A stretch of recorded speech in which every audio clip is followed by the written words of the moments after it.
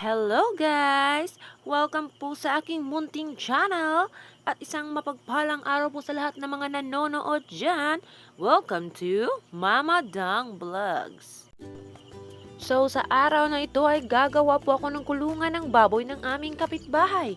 Dahil po medyo may kaliitan yung nagawa niyang frame o forma po ay talagang binago ko po. Sabi ko, ilan bang baboy yung bubuhayin mo?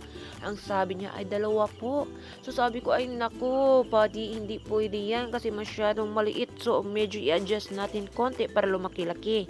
Kasi okay lang sana kung isa lang. 2 yung plano mo, magiging parang tinapa yung 2 na yan paglaki nila. So ayan nga, in-adjust ko po yung mga poste. Yung 2 poste lang po para hindi na po ako mahirapan. So ayan, linagyan ko pa ng maraming bato at talaga dinikdik ko po ng gusto ng martilyo para po tumiba yung pundasyon ng poste niya. Dahil mamaya rin po ay ipakakain ko to sa mixture ng semento. So ayan, dahil medyo nagawa ko na at mali yung pagkaputol niya, medyo na short po yung kahoy niya. So dinikitan ko na lang po talaga ng kawayan. So ayan, para di naman po mabasa yung mga biik niya pag malakas po yung ulan at medyo mahangin. So ayan po talaga, dapat may allowance po talaga yung side by side po ng kulungan natin. So ayan, dahil dyan, bilis-bilisan ko na. Kasi meron pa akong isang trabaho. Meron din kaming kapitbahay na magpapagapas kasi ng damo at magpapatrim ng mga puno nila. Kagaya ng inaalagaan niya or pinapalaki niya na kahoy po na yun. Yung lumalapad ng husto, talisay. So ayun, ako yung taga-alaga nun, ako yung taga-trim nun. So ayan nga, dahil marami pong hectic po yung schedule, maraming nagpapatrabaho. So ayan, bilis-bilisan na talaga pag may time.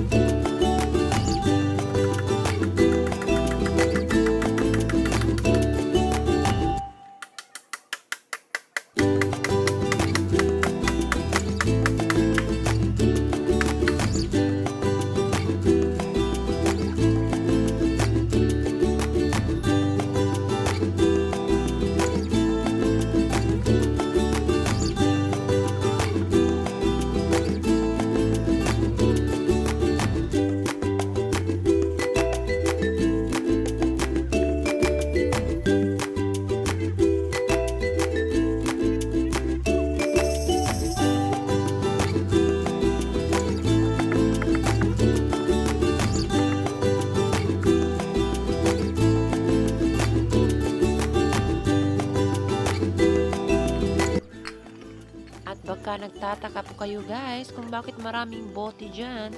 Dahil po ay gagamitin po namin yan. Imbis po hollow block yung gagamitin namin pang po sa sahig, ay bote po yung gagamitin namin. So diba, nare-recycle pa po. Nagagamit po yung wala na sanang silbi.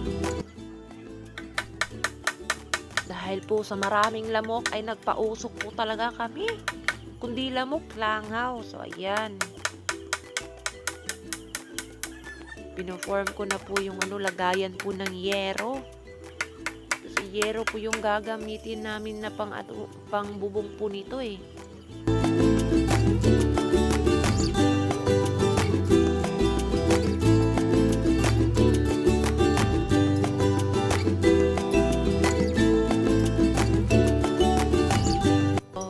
Ito na nga guys.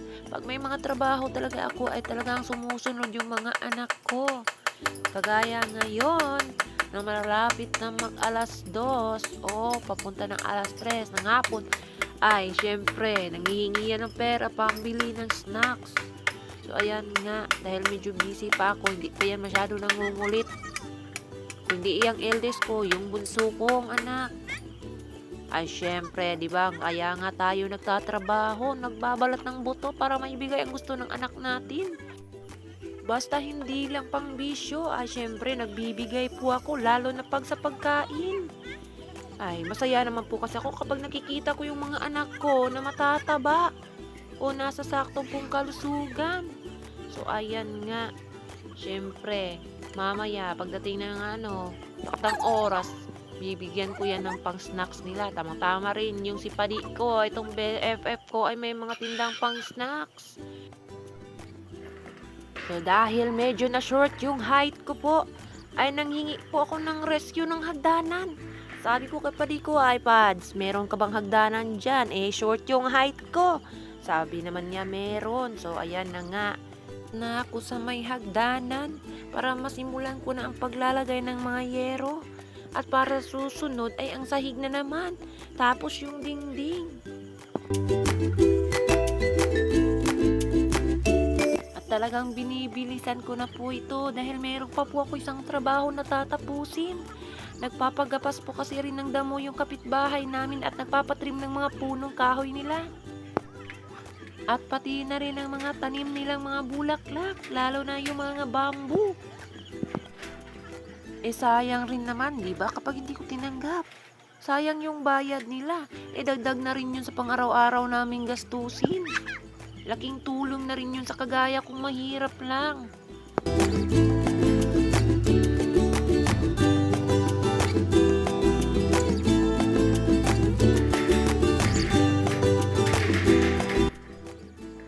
So, lagi po pala nating tandaan guys, sa paglalagay po ng yero, dapat po talaga careful po talaga tayo o mag-ingat ng husto.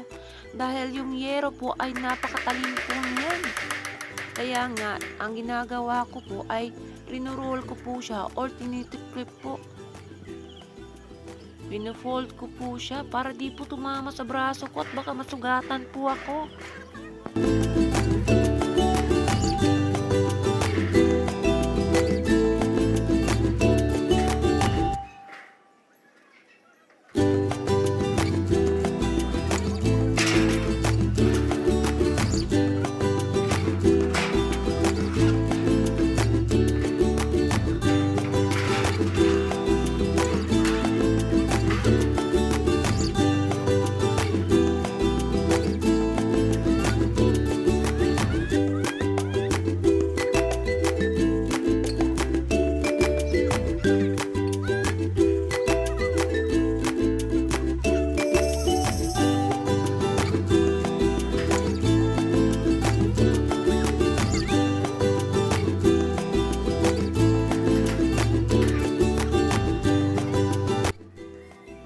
So ayan guys, sinisimulan ko na ang paglalagay ng dingding niya o ng pinsa para matapos na at makalipat na naman ako doon sa isa ko pang trabaho.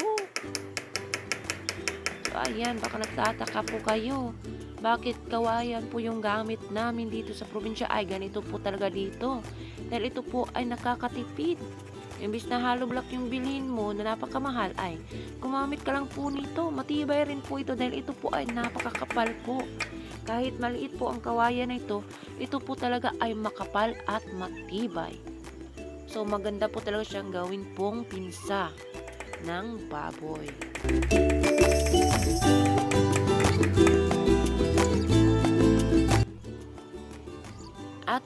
guys, tapos ko na pong gawin ang kulungan ng baboy po ng kapitbahay namin.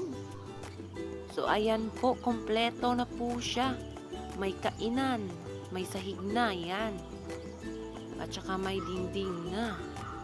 Or pinsa. So ayan guys, hanggang dito na lang po dahil tapos na po ako. Maraming salamat po pala sa panonood. God bless. Bye-bye.